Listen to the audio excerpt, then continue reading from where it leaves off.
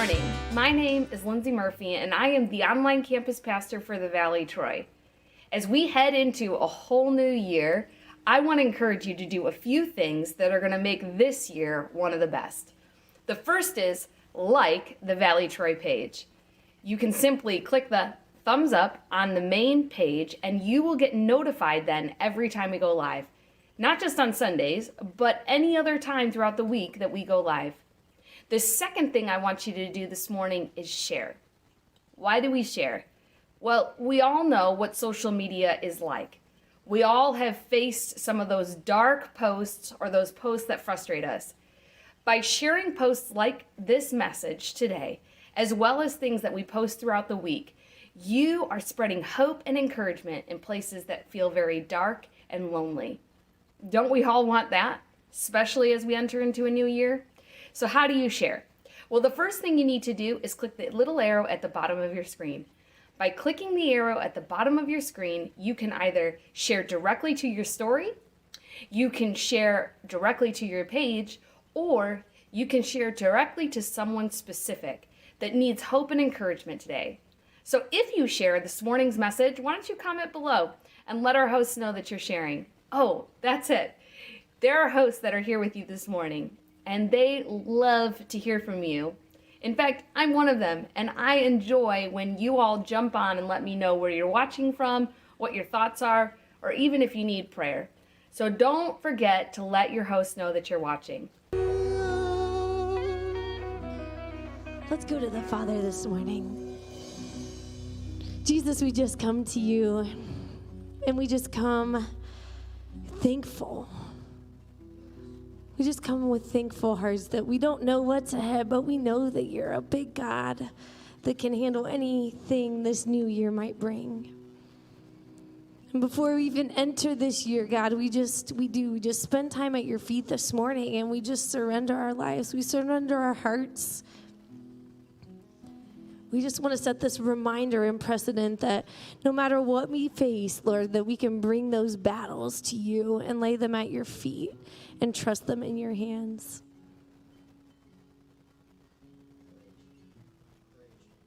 We just thank you for this time of worship this morning, when there's a lot of other things we could prioritize, but we as a church are choosing to put you first this morning and set our focus and our gaze on something of high priority this year, which is sitting still, sometimes in silence, at the feet of Jesus. Amen. It was such a sweet time of worship with you this morning. You may be seated.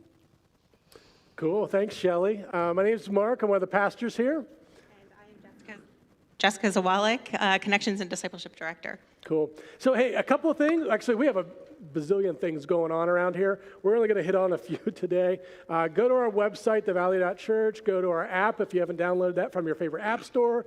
Get our Valley Church app. Facebook, Instagram, we layer our communication. A lot of things going on. I want to hit on a couple things right now. First is this that we talk about every week. And if you talk about it every week, that probably means it's like important, right? And that's our connection card. They're in the front seat pocket of your row. You don't have to fill it out if you've been coming here for a while. If you're new with us and you haven't filled out a card before, it'd be awesome if you did. We don't spam you or any kind of that stuff. We just want to keep you connected. Plus, you may or may not get a gift card from us this week if you do that. But you can drop that in the Joy box. The big thing, though, is that on the back are all kinds of next step opportunities. If you've made decisions, like made a decision for Christ or renewed a decision, want to learn more about life groups that Jessica's going to talk about in a second, serving, you name it. Mark that, drop it in the Joy boxes, and we'll get in touch with you. The other huge thing is prayer requests. We have a team of people who pray. We take it very, very serious what you put on here as far as your requests. Also, any answers to prayer, I call them Yay Gods because we just celebrate Yay God, right, for answering prayer. Put those on. We want to celebrate alongside of you, too. The other thing that's going on, it's kind of in conjunction with this entire month, is seek Him first. And so this series that we're doing is called Hitting the Gym, but it all goes together of Seek Him First. Part of that is the series. The other part is we're going to do a week of prayer and fasting as a church. Whether you're joining us online, which we welcome those online, or you're with us in person here, starting next Monday, so not tomorrow, but the following Monday for a week, culminating on Sunday, fast forward in the calendar, January 16th. We're going to do a week of prayer fast, something we've done in the past to really draw close to God. If fasting something you're never done before or not sure about, we will help you. I'll be talking about it. I'll send emails out this week. The thing we have for you today, if you are even considering it, is a meal plan, or not a meal plan, but like foods to include, foods to avoid. We do a Daniel fast, which means no meat, no sweets, no bread, which is brutal, right? No, but that's what we're doing. We're giving up something, in this case, substance of life, for the true giver of life being Jesus. But I know many of you, like our family, not me, my wife, but meal plan and kind of get ahead of things. So this might help with your shopping. As you leave today, we have one for you. Just grab one or take one as we hand it out to you. Then we're going to culminate that week of prayer and fasting with a night of worship. So 2 weeks from today at 6 o'clock in the evening, we're going to have all our campuses come here. And a friend of mine, John, is going to be leading us in worship. He's an incredible vocalist, musician, great heart, incredible heart for worship. And so it's going to be a really cool night of worship they're going to do together. So all kinds of stuff going on. But again, check out our website for the details. Yes, that's right. Also on that same day of January 16th of the night of worship and the ending of our fast, we will be having pizza with the pastors. So that is a great opportunity if you are new or new-ish to come and meet some of our pastors, hear about ways to get connected. We also will be talking about our life groups as well. We actually have over 20 life groups now that will be launching on the 23rd and into February and March as well. For every different season of life that you are in, we have a group for you. We have groups, I think, meeting every night of the week and even some during the day as well. So go ahead and check that out. They're on the wall out in the atrium. Go ahead and put that, there's little invite cards. You can pick them up, grab a couple of them if you'd like to look at them. But we want to make sure that you are getting connected here at the Valley. And part of the thing with Pizza with the Pastors is also ways that you can hear about to meet new people and to get connected as well. Just put pizza on the back of that card? Yes, absolutely. It's just very good. So put pizza on the back of the card, and we will go ahead and get your name down. Your whole family is invited, extended family if they are here out of town. I don't know. But you can go ahead and have them come as well. Anybody is welcome is what we are saying. We'll eat the leftovers. There we go. So, Very good. Yeah, bring them all. But Jessica does an amazing job with connections and discipleship. Hey, one thing I forgot about Seek God Week is we have a Facebook group that we'll be launching this week for anyone online or any of us here in person. It's something we did last year. Some of you got connected with the Valley through that group. It's a group where not only do we share how God's answering prayer and how we're seeing Him move in that week that we're fasting and praying together, but also, let's just be honest, there's a little bit of just commiserating, like, hey, Burger King commercials are killing me right now. Billboards, I don't want to see any more Big Macs, or whatever. And just a cool way to just grow in a community. So online, your host will be letting you know how you can join that group so you can be part of that. Well, speaking of groups, I'm going to invite Marty Wonderink up. Marty is one of our life group leaders. Actually, he's an overachiever. He's leading 2 different life groups. But his life groups are unique in the sense, Jessica mentioned, we have 20-some groups. And then there's groups that are, studying a book of the Bible. I know we have a group for step families. There's a group that's launching, that's doing a marriage study, you name it. But we also have like a crafting group. One of the groups, you don't lead the crafting group though, right? No. But we have a group, a softball team. And so that's one of our life groups is our softball team. Marty's the head coach, the lead. He's just like, you ever see that Bugs Bunny commercial where he does or that cartoon? That's Marty. More like herding cats, making sure we get 10 people to show up every week. Well, that's why we need more players, Marty. And I've talked to some of the guys out here. We have some athletes who are that have started coming in the last 6 months or so because I'm a has-been, if I don't hit it out, which I didn't do any of this year, I'm a base-to-base guy. We need some of those young guys who can, they hit the ball and they can get the second in one swoop, or first to third is always a good thing. So that's one cool, it is we have fun. We need help. We could use help too. We struggled in the winning column last year. We won our first game against a bunch of kids who were 18 to 20 years old and a cross-country team. They were all fit, and we beat them, and I was so pumped up, and then we lost every other game for the rest of the season. Yeah. Well, the Bible says the last shall be first. And so we were just kind of putting that into practice. We're helping other people feel good. Honestly, fairly competitive. We just forgot at the end you want to get a couple more runs than the other team. So that's that. Okay, we could go on. But the other group that he's leading is called Neighbor Link.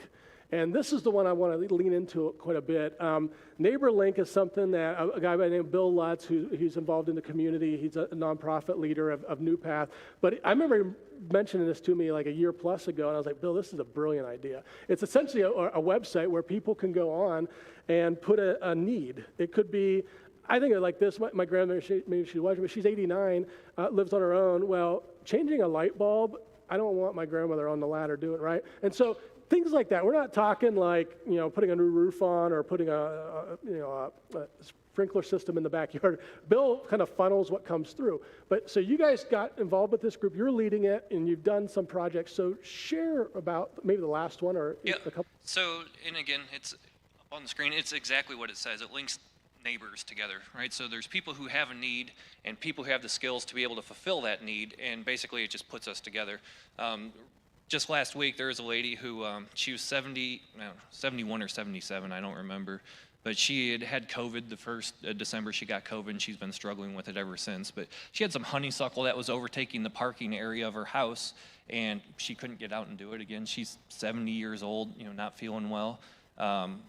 She also didn't have the means to be able to pay somebody to come out and do that, and so that's where we were able to step in. They were able to put that project on the website, and we were able to go and find it and say, hey, this is something that we can accomplish. So we reached out to her and set up a time to go out, and it took us 2 hours. In 2 hours, we were able to take care of everything and get it all cleaned up, loaded up, hauled away for her. And this is something that anybody can do. If you have 2 functioning feet and 1 functioning hand and can pick up a stick, you can help, because that's a lot of what we did, was just picking up sticks and loading them in a trailer for her. But the world of difference that it made for that lady was just unbelievable. It was something that she couldn't do herself, that she couldn't pay to have somebody do, and we were able to do it for her. And it was just such a blessing for her. I think she said, God bless you guys, like 7 times while we were there. And that was a lot for her to get out because, COVID, and she was struggling with that. So it was really, just a touching thing for us to be able to help her do that. And again, I mentioned in the first service, a lot of people think that missionaries have to go out to other countries to help people. Well, there's people in our backyard. I mean, this lady was in West Milton, but we've helped people in Troy and Tip City. We've done small projects, putting a tile back up in a lady's house for her, just, helping people move.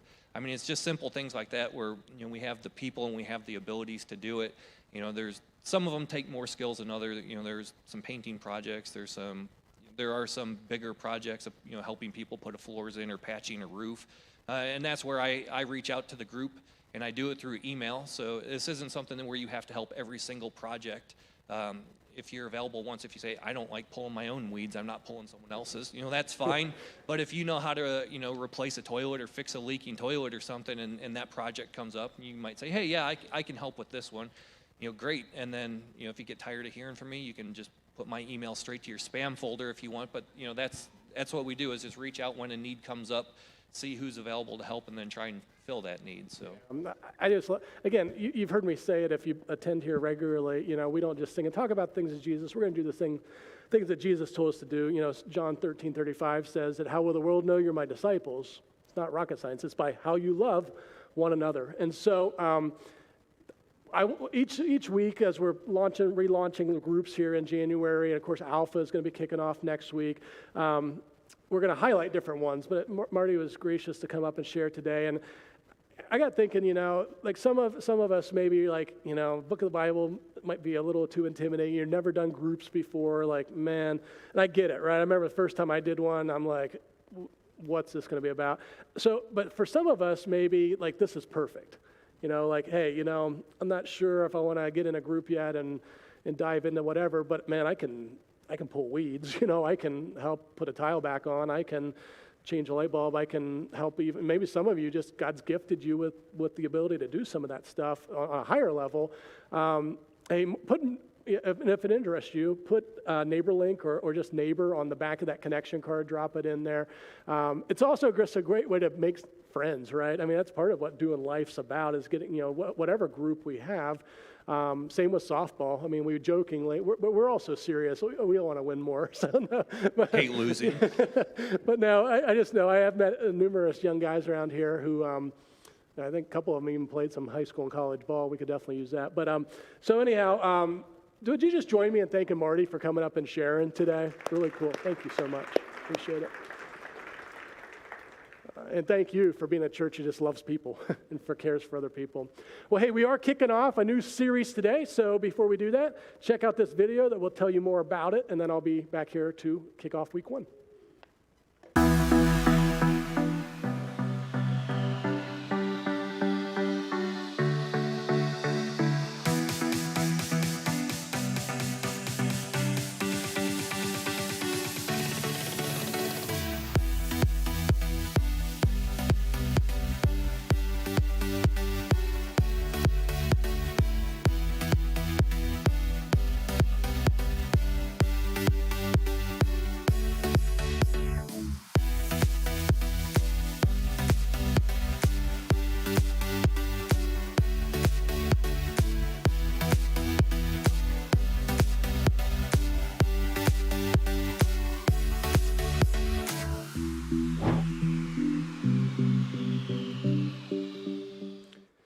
Hitting the gym. How many of you have worked out 2 days in 2022? Any overachievers? It's okay if you did. Like, you can be. I was actually going to go to the gym on the 1st. I was like, and then it was closed. I'm like, it's convenient for me. Well, anyhow, I'll talk about that series, and we're going to kick it off here in just a second.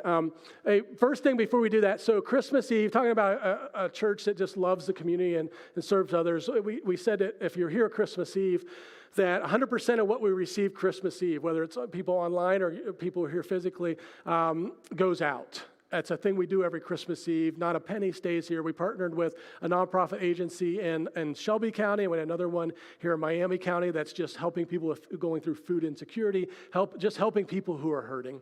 And so we did this across our campuses, and every year we've done well with it. We've had a great response, usually somewhere in the $12,000 to $13,000 mark, maybe sometimes even 14 or 15. And so that we, our team, that counted and collected all that stuff, added up our finance department, and sent me an email the other day with our grand total for 2021. So I'm not very good leading in these kind of things, but we should do a drum roll before I throw, okay, right?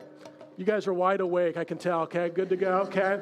This year, because of your generosity, the Valley Church brought in $27,000, $27,000, yay God, to that. Wow. I tell people all the time, I would attend this church if I didn't work here. You're just awesome. I mean, the generosity, the love for people, giving above and beyond. That's what this was, above and beyond your tithe and what you usually give across our locations, absolutely amazing. I talked to Maya, who's one of our partner agencies this year with the community food truck, and she was just overwhelmed. We're going to get the check, so we'll split it obviously between the 2 different locations. We're going to get our check next week for the 13.5, if I'm doing my math right. Yeah, 13.5. And she was just overwhelmed in the sense, she's a college freshman. She was here speaking in early December, if you remember. She's a college freshman at Ohio Northern, and trying to lead this charge of what she feels God's put on her heart to do, and it's growing. God's blessing it.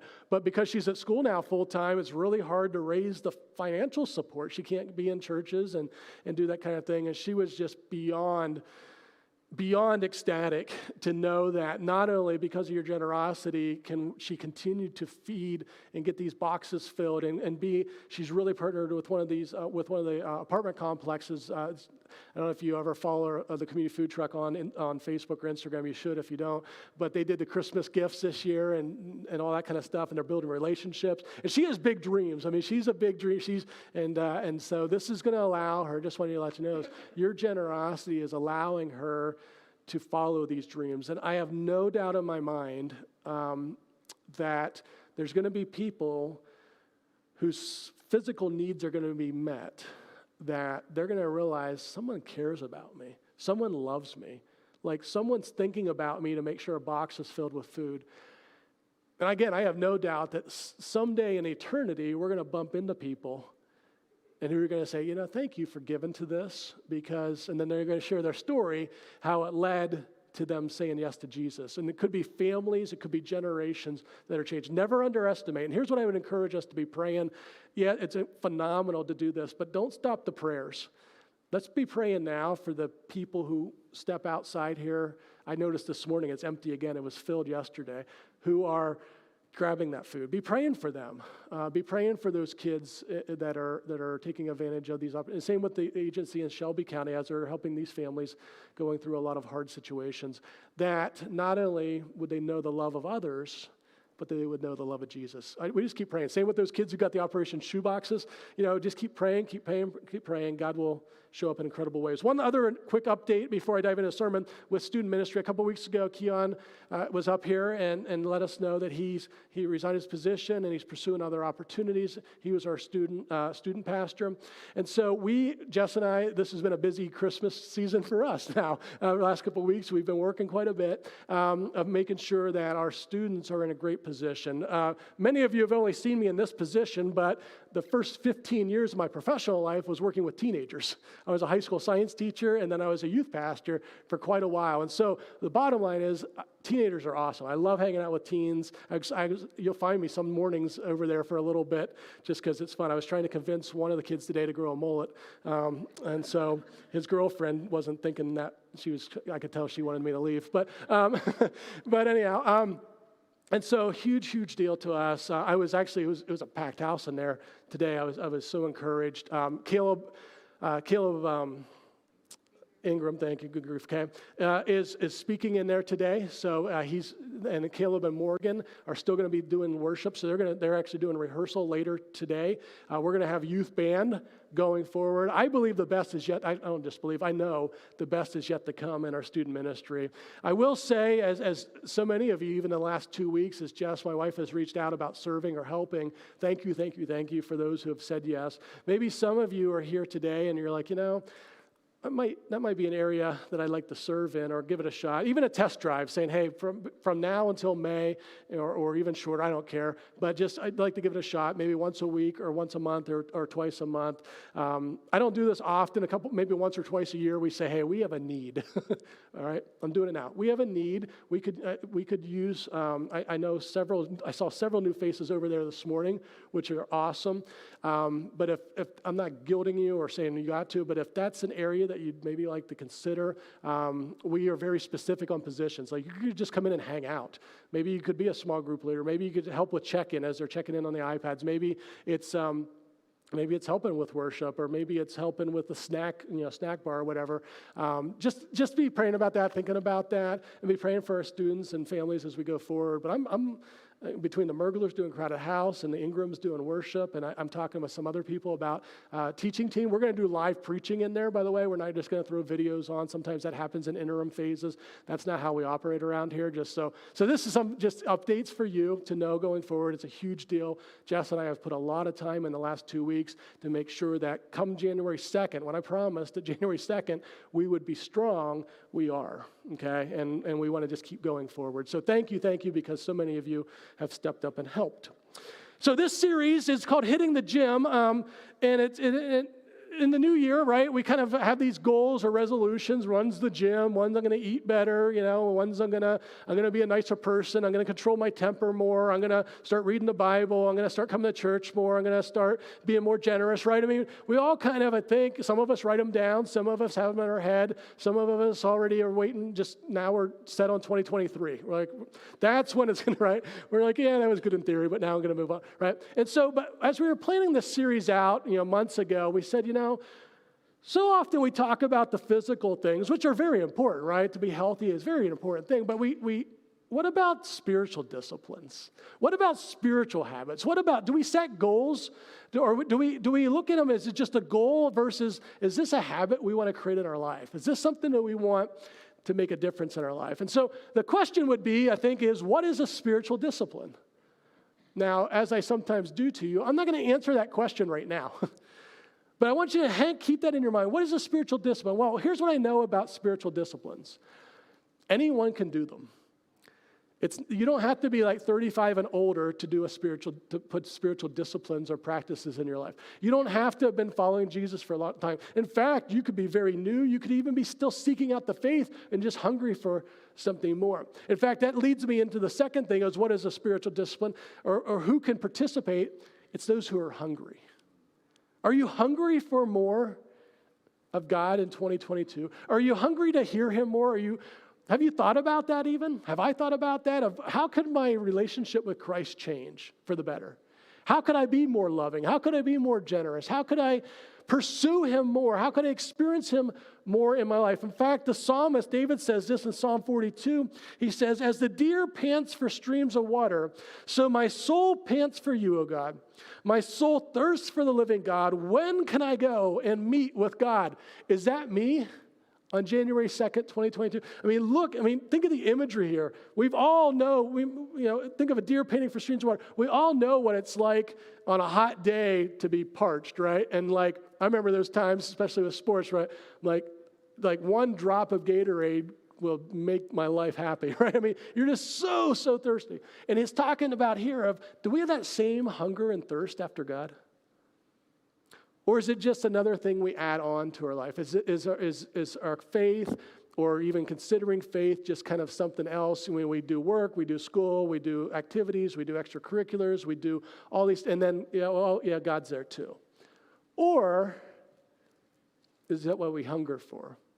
Now, there's an interesting thing about disciplines and grace. And so today, a little bit of today is helping us get a picture of what this is all about. And then I'm going to lean into one specific one. And each week we'll lean into one specific spiritual discipline. But there's something interesting between the comparison of discipline to grace.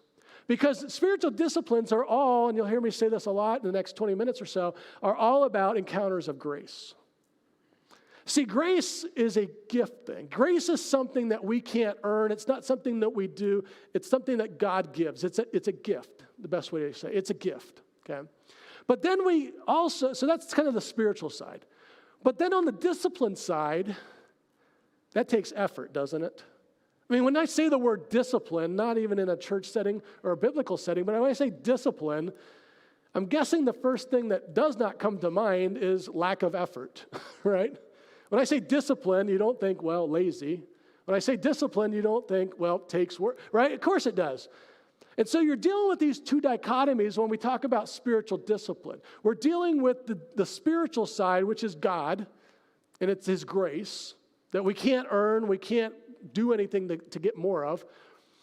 And then we're dealing on this other end with discipline, something that's going to take work, it's going to take effort, it's going to take determination. And so, if we want to experience God more, what the Bible's saying, what we're looking at in this series, it's going to be a both and. It's not just going to be like, well, I'm just going to be more disciplined, I'm more disciplined. Some of us who kind of are more disciplined really like that aspect, right? Well, if I just read for 30 minutes a day, if I just pray we set these ridiculous goals, by the way, an hour a day, if I come to church, somehow, even during the week, at 52 plus whatever, all these kind of things, then I'm going to be more like God. And all of us who are bent that way realize, man, that doesn't work, right? There's something like it. It's not bad to want to pray more. It's not bad to want to read the scripture more. It's not bad to be here, obviously. But in and of itself, right? And then there's maybe others that just want to soak in grace, right? I just want God to do this. I just want to sit there and God's just going to make me more Christ-like. God's going to set me free of this. God's going to heal me in this area. My tongue's all of a sudden, I'm just going to be speaking praise about everyone and be such a great, I'm not going to gossip anymore. But I'm not going to do the discipline side. Well, I'm not going to spend time in God's word. He's just going to do it in me. Because I want it, he's just going to do it. It takes both. Now, I'm not a big movie person. In fact, I'm actually pretty focused individual. You would think that my personality type would be one who would want to sit down and watch a movie. I don't know what it is. Same with TV. I'm that kind of guy, if I had the remote, I'm changing every commercial and picking a new show or a new ball game. You don't want to be in the room with me, okay? So don't be nudging your husband, or whatever, right? Right? And movies are kind of the same way. If a movie does not capture my attention in about 2 minutes, that's about it, 5 maybe, I'm on my phone, got my laptop out, I'm out of the room, I'm whatever. Okay, that's just me, And so I've probably only seen a dozen movies or whatever. My wife's the movie guru in the family. In fact, she's going with a friend this afternoon. That's her escape. I always know I can go right with a gift if I get her movie gift cards. Like every birthday, every Christmas, Cinemark card, she's good to go. But there is one movie that I have seen, I don't know, probably 30 times. Now, before you think I'm nuts, I'm guessing the majority of you have also seen this movie 30 times, probably in bits and pieces. The movie is called Home Alone, right? Okay. You can't get away from Home Alone. We don't have cable. We have an antenna. It still shows up on the TV with only a few stations. I'm convinced if we got rid of our TV, Home Alone would still come somehow on our TV, right? And so it's one of those, I don't know why, but even if I'm just flipping through and I see it on, I stop and start watching it, right? And it is probably one of those, if you combine all the segments I've seen over the years, I've probably not exaggerating, probably 20 to 30 times I've seen the whole thing. I don't know what it is about Home Alone. I don't know if it's simply the fact that two guys walk up a stairs and fall down the stairs and irons hit their head, or they catch on, they get burnt. It's just a warped guy thing, I suppose, of liking to see people suffer, okay? Or it's maybe the fact that I can empathize with being home alone. Maybe that's what it is, right? How many of you don't have to raise your hand, but how many of you remember as a kid, maybe the same age roughly as the character in that movie, remember the first time you were home alone? Your parents left you home alone. I remember I was probably 8, 10 or whatever. I'm sure my parents were incredibly joyous wherever they were going, okay? I don't even know if my brother was home. I'm the older one, so he very well could have been, but that's his job to take care of himself, figure it out, right? It's an older brother thing, right? But I remember we grew up in a home that had an old basement. It was one of those, you're not going to finish this kind of basement. Like, not going to ever happen, right? They used to have coal. That's where they stored the coal. It was one of those deals. A main level, upstairs, and then we had an attic. Okay, I mean, attic was like, cool, and the space and all that kind of stuff, but I remember the first time I was home alone, all of a sudden you start hearing noises, right? Like in that attic, I've never heard a creak in my life, but I heard creaks left and right up there. I mean, and it wasn't the old wood floors. There was someone, I don't know how he got there, because the only way he would have had to been like a bat and come flying in, Batman, in through the window. But he was up there, right? And I swear, down in that basement, there was someone. And so your mind starts doing these things, right? And so I don't know if that's why I love the movie, but it got me thinking about, being alone kind of freaks us out, doesn't it? Thinking about being alone, maybe not for a few moments, some of us like a few moments alone, but being alone for a prolonged period of time, and then even I want to get a little bit deeper as we explore the text here in a second, of getting alone with ourselves. Getting alone with our own thoughts. Getting alone with our own stories. Getting alone with our own soul. For some of us, we're like, ugh, right? Turn on the music, turn on the TV, right? Because when we start having to dig deep, when we start having to kind of lean into some of that, it can get a little messy, can it? It can get a little disheartening. And if you're like me, it's like, transition time, click the remote, let's go do something else, right? I don't know if I want to lean into this. Now, what I want to look at today is we're going to look at the spiritual discipline of solitude and silence. This is one of the harder sermons I've given because I look out to an audience and it's like I'm speaking in German, right? Because we don't live in a world that understands solitude, right? We fill it with stuff, and we definitely don't understand silence because it weirds us out a little bit. Like if it gets a little too quiet, like, gotta get the earbuds in, right? Gotta crank up something. And so, what is it about this? Why is this a big deal? And what does the Bible have to say about it? Well, we're going to start looking at a time in Jesus' life. We're going to be in Mark chapter 1. We're going to start in verse 29. And then we're going to go to verse 39. So it'll be on the screens behind me. But this is a fascinating setting with a plot twist that kind of messed with me of why Jesus responded the way he did. And then I'm going to come back and we're going to look at that and kind of dissect it. It says, as soon as they had left the synagogue, they went with James and John to the home of Simon and Andrew. Simon's mother-in-law was in bed with a fever, and they told Jesus about her. So he went to her, took her hand, and helped her up. The fever left her, and she began to wait on them. That evening after sunset, the people brought to Jesus all the sick and demon-possessed. The whole town gathered at the door, and Jesus healed many who had various diseases. He also drove out many demons, but he would not let the demons speak because they knew who he was. Plot twist. Very early in the morning, while it was still dark, Jesus got up, left the house, and went off to a solitary place where he prayed. Simon and his companions went to look for him. And when they found him, they exclaimed, "Everyone's looking for you." Jesus replied, "Let us go somewhere else to the nearby villages so I can preach there also. That is why I have come." So he traveled throughout Galilee, preaching in their synagogues and driving out demons. I would have been just like these disciples.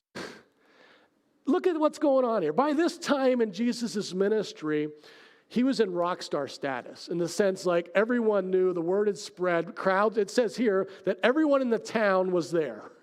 I mean, this was not necessarily a small town. I mean, they're talking hundreds, if not thousands of people. I mean, everyone's there.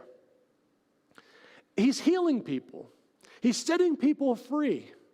He's preaching about God's kingdom, about this upside down kingdom, about the last shall be first, and those who are least will be the greatest. Life transformational stuff is happening. And what's he do? He goes off to a solitary place. I would have been just like the disciples. Let's just be straight up and be like, "Hey, Jesus, bad timing to do this." Jesus, there's still that guy who needs healed. There's still that one who's got this.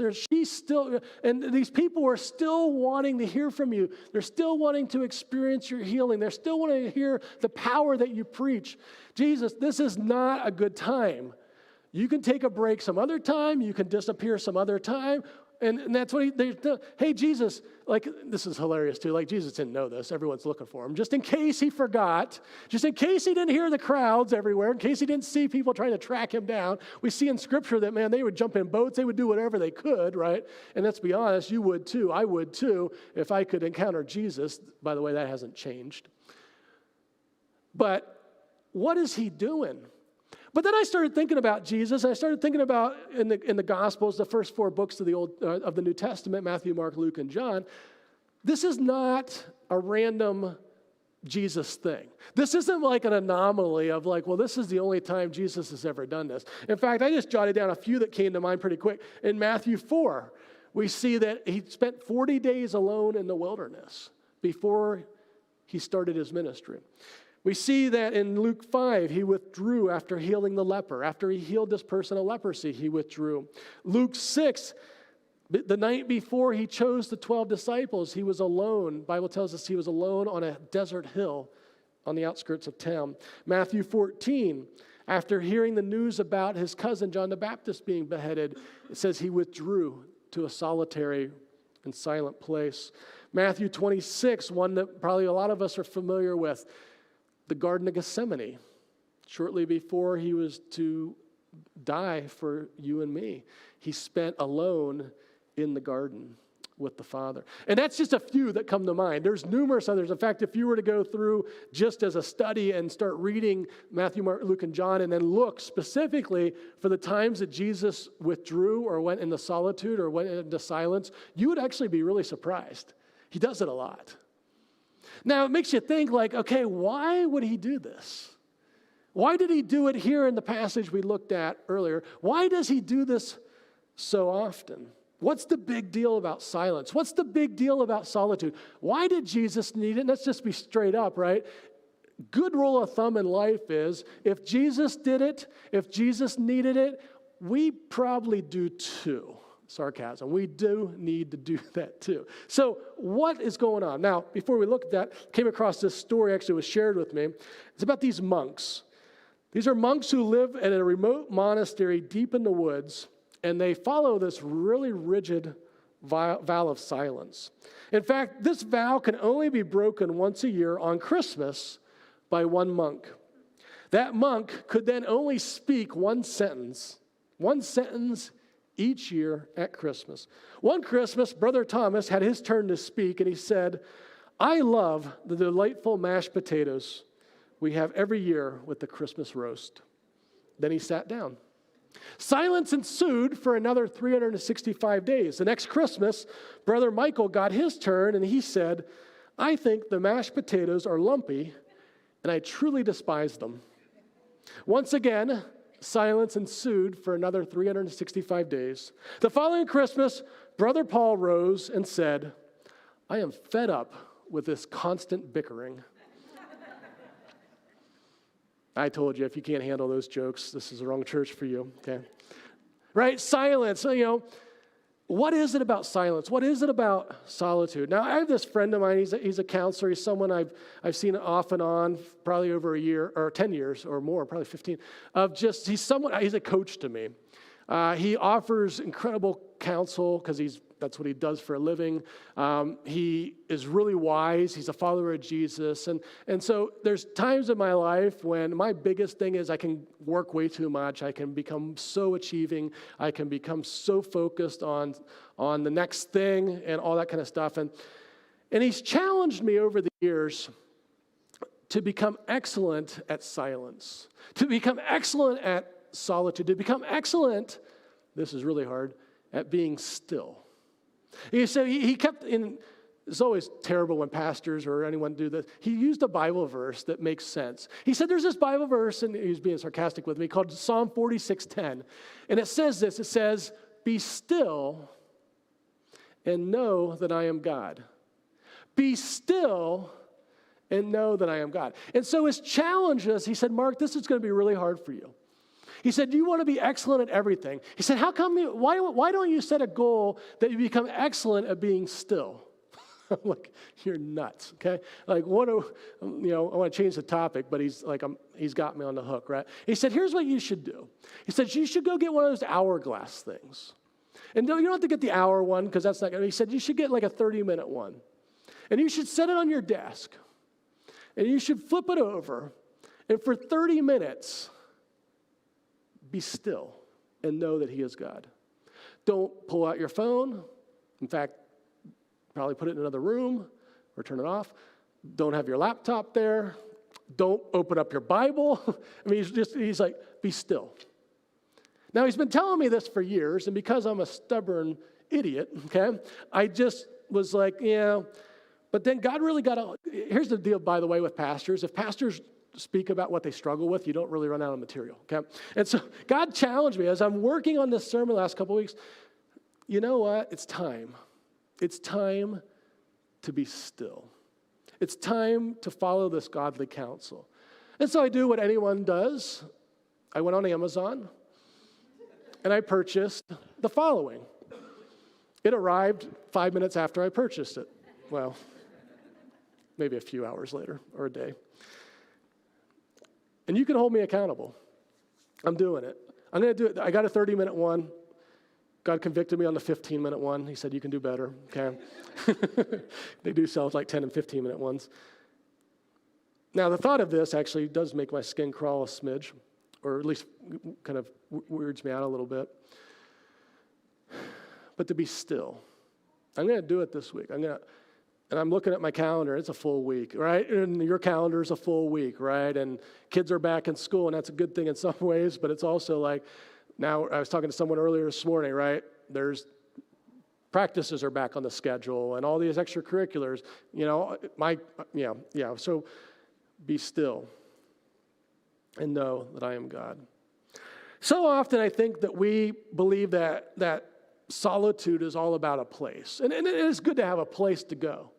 But what I want to challenge us today is this, and you'll see it on the screen, that solitude is more a state of mind and heart than it is a place. That solitude is more a state of mind and heart. It's not about the place we are. It's not about where we are and what we're doing, but it's about a place of our heart and mind. Are we in a place to just hear from God? I'm going to have to get another one. This one's not even working, right? You know what? I didn't tighten it.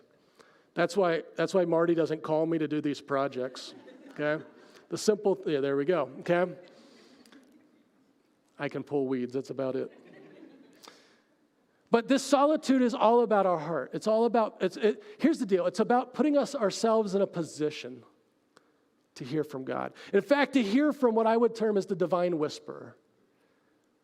Have you heard from him? Have you heard from God? Do you hear his voice? When's the last time you just got still? Are you like me, and the thought of being still for 30 minutes makes me want to just roll my chair right out onto Market Street? But to discipline myself to experience his grace. To discipline myself to have an encounter with him. Richard Foster says this about silence and solitude in his famous book, The Celebration of Discipline. He said, a day filled with noise and voices can be a day of silence if the noises become for us the echo of the presence of God. Because like many of you, I'm like, there's no way I'm getting solitude and silence in my life.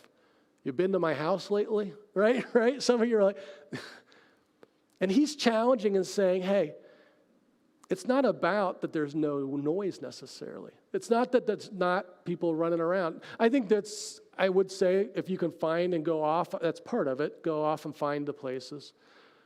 But we know we can't do that every day necessarily, right?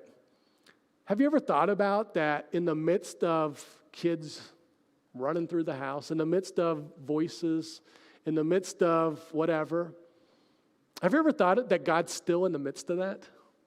That he's still speaking? See, it does take a reshifting on the mind. So often Romans 12 talks about the renewing of the mind, and we think it's about just whatever. No, this is part of it too, of renewing our mind to think more about the silence and the solitude that exists. Now, here's a couple practical things, though, for us too. Have you ever thought about being able to observe or to lean into the silence in everyday life? What's that look like? Because I was mentioning this to a couple of families talking, and they're like, yeah, it's not happening. Now, let me just give you a couple examples. How about that morning cup of coffee before everyone's up and running around? Have you ever looked at that? Instead of being, this is where the mind starts going to all the things to get done today and all the things that you didn't get done yesterday, to be still and know he's God. Maybe for some of you, it's the commute to work. Instead of having talk radio on or whatever, be still. Be still. Just be still and know he's God. Maybe it's, again, early in the morning, late at night, just opening that front door. I do this from time to time. I'll just open that door and I'll step out on the porch. In the morning, the sunrise, in the evening, on a clear night, the stars. And that stillness just kind of comes over you. Others of you, this might be because you're just margined out right now and you got to make a lot of changes to get there, but maybe it's just the walk from your car to the office. Instead of running through how many things you got to get done by 9 a.m., how about just being still? Being still and knowing that he is God. Here's the reality, right? If we don't make it happen, it's not going to happen, right? If we're not intentional about this, I think this is why it's one of the harder ones. Because our life is just consumed with noise. Our minds, I don't know about your mind, but my mind, it's a little hamster wheel up here, okay? Right? And it's going, be still. I always thought it was fascinating. God and I had this conversation years ago that every time I would go on vacation to the beach, mine were pretty much beach or baseball. That's kind of how I live, okay? So that was ball games. But in those times, I would just sit at a ball game, this before kids are being married even, but I would just sit by myself. Or I'd go for a lot more walks. And every single time on vacation, I would have a huge aha. God would show me something big. And I had this conversation with God, wow, God, why do you only do this on vacation? Why do you, and as only God can, he's just so good, isn't he? Like he should have just, right? Mark, I'm doing this all the time. You just don't listen. You're going way too fast. Slow down. Be still. Be still and know I'm God. That's a big part of what this month's about. Seek him first. This series that all goes together. During times of fasting, I have found that when I'm intentional about giving up food, the sweets, the meat, the bread, it focuses me. I remember last year, the only thing that really, which it's not the only thing, it's huge, that came out for me was it felt like it was the first time in a year plus at that time that I just had something consistent, right? Because it's just everything just kept changing and changing and changing, right? You couldn't plan ahead. And I at least knew that tomorrow I'm not going to eat a burger. I knew tomorrow I'm not going to have pie. And as only God does it. Here's the deal, and this takes me to my next and final point, that it's not the path that produces the change. It's being on the path that allows God to do the change. And I worded it a little different, but it's the same concept. Here's the deal. I grew up thinking that if I would just read the Bible more, if I would just pray more, if I would fast, if I would tithe or give above and beyond, I was back in the day where if I came to church Sunday mornings, Sunday night, Wednesday night, and a few other times, that I would grow closer to God. Now, here's the deal. In and of themselves, they're great, right? But I would always just feel like I couldn't get there. Like, I got to read the whole book of Mark, right? And in the days that I didn't do whatever, then I felt like, well, God's walked away or I'm whatever, right? Because the disciplines in and of themselves are not going to make the change. The disciplines, the solitude, the silence, the other things we're going to look at, they put you and I on the path. And this is so huge. When you put yourself on the path, that then allows God to come through that path and meet you with his grace. Think about this. Think about areas in your life, if you're a follower of Christ today, that you've experienced freedom in. Maybe it's in the area of anger, that you used to struggle with that and now you don't. You don't remember the day that it happened, you just know that it doesn't rear itself very often. Maybe it's with gossip or with your tongue or in that capacity. Maybe it's in unforgiveness. Maybe it's in lust. There's all kinds of different things that God set you free. Now, if you look back on that, it wasn't because you prayed more that changed. It wasn't because you fasted that changed. It wasn't because you read the Bible that it changed. It's because you put yourself on the path. Because the reality is, you know this now, you didn't make it happen. In many cases, you look back and you don't even remember when that switch flipped, but you know now, you're free. Maybe it was with language, maybe it was whatever, right? You look back and say, wow, when did that happen? Which always tells me this. For my life and for yours, you can't change that. You didn't change that. You didn't do that. You put yourself on the path by pursuing him, and then his grace intersected. His grace is the thing that's changed you.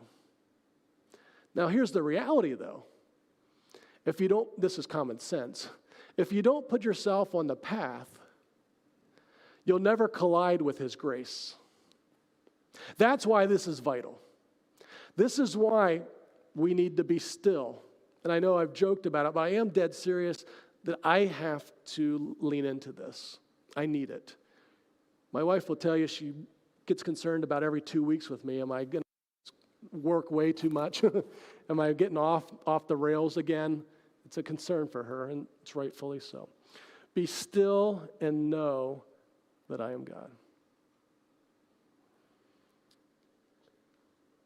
That's why grace is a gift. Because when we put ourselves on the path by putting these disciplines into our everyday lives, the gift of grace shows up. The gift of grace transforms us.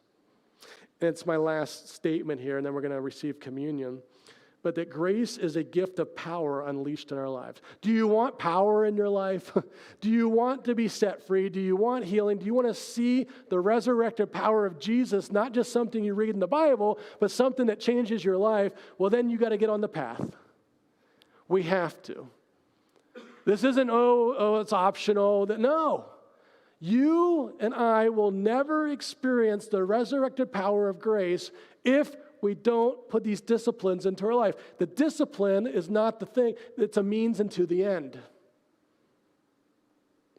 Grace is the end. It's the means of grace. Now, we're going to receive communion today. If you didn't get a cup when you came in, by the way, just slip your hand up and Jessica will drop one off. And this is for us online too. So if you send someone to your kitchen, get some bread, get some crackers, get some juice, whatever you need to do. Here at the Valley Church, we receive an open communion, which means that you do not need to be a member to receive this. You don't have to be a regular attender. The requirement is Jesus' requirement. This is a serious, sacred thing, that you must be a follower of his. And so, no embarrassment if you're not at all. I will say, though, this is an opportunity to say yes to him and receive communion, confess your sins, invite his leadership to come in, invite the Savior to come in and save you from your sins. Now, originally, I had planned that we were going to receive communion in the middle of the service. We're going to take it out between the second song. We're going to come. I was going to administer it, receive it, and then we're going to take it triumphantly into that third and final song.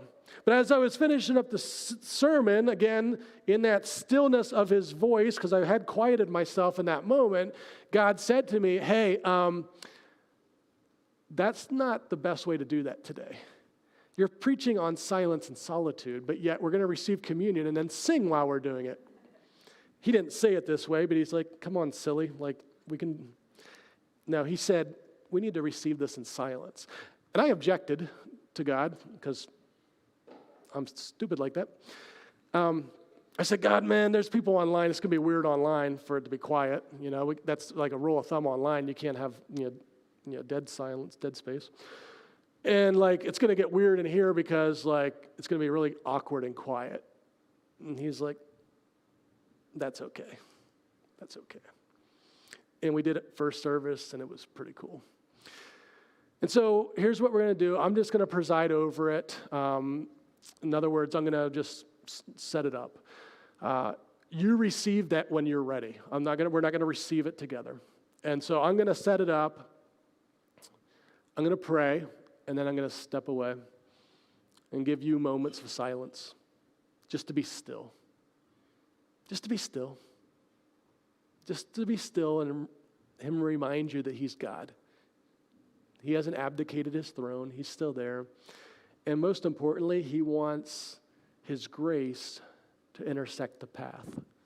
He wants his power to be unleashed in your life.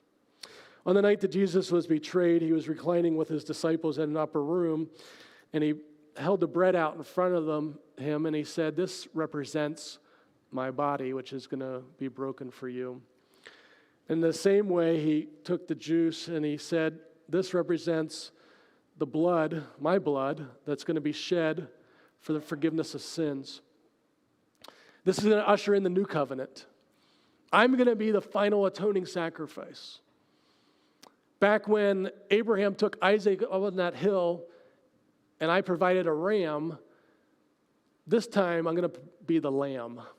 I'm going to be the final substitute for you to be made right. And as we're looking today, he's saying this, I'm going to be the means of grace.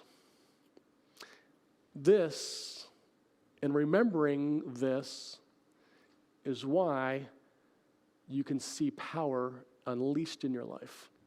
This is why you can be set free. This time is yours. Online, this time is yours to be still and to know that he is God.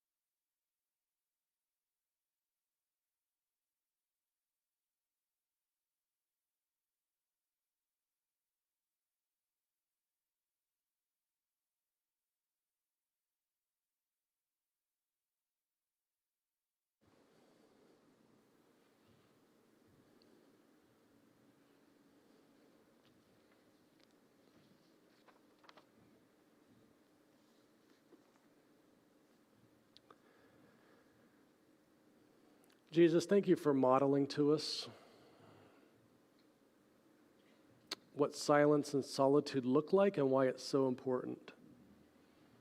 And I pray that we would not kind of blow this one off as, well, it's more important to read the Bible, it's more important to pray, it's more important to fast, it's more important to worship.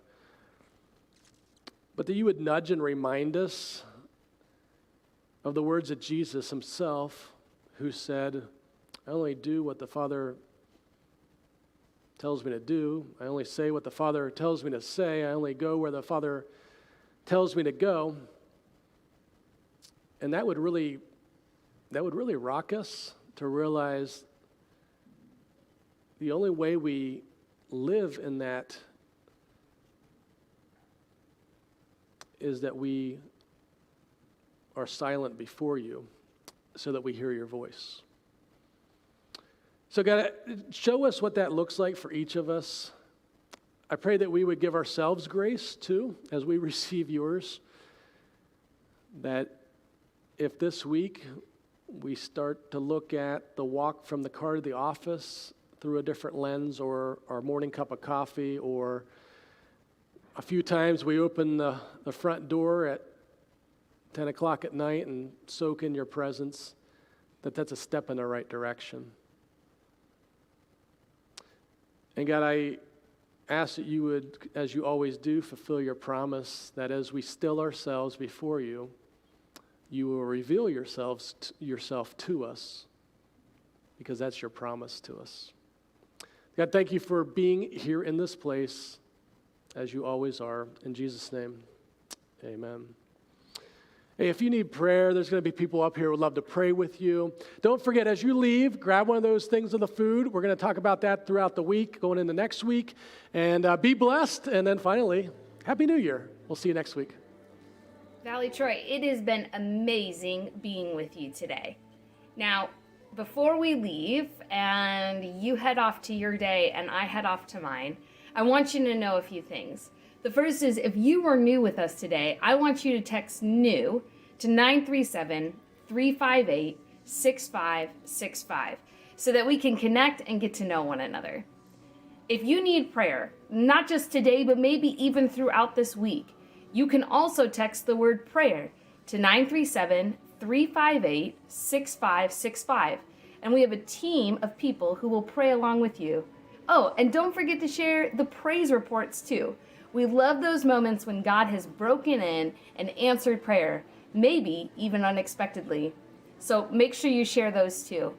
Friends, it has been an incredible pleasure to be with you today. Don't forget to like the Valley Troy page, share this post and others like it, and join us as we kick into 2022 with all the hope and encouragement of Jesus Christ. From my home to yours, have a great week.